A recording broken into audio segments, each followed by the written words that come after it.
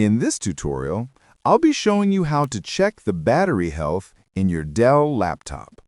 So let's get started and follow along with me.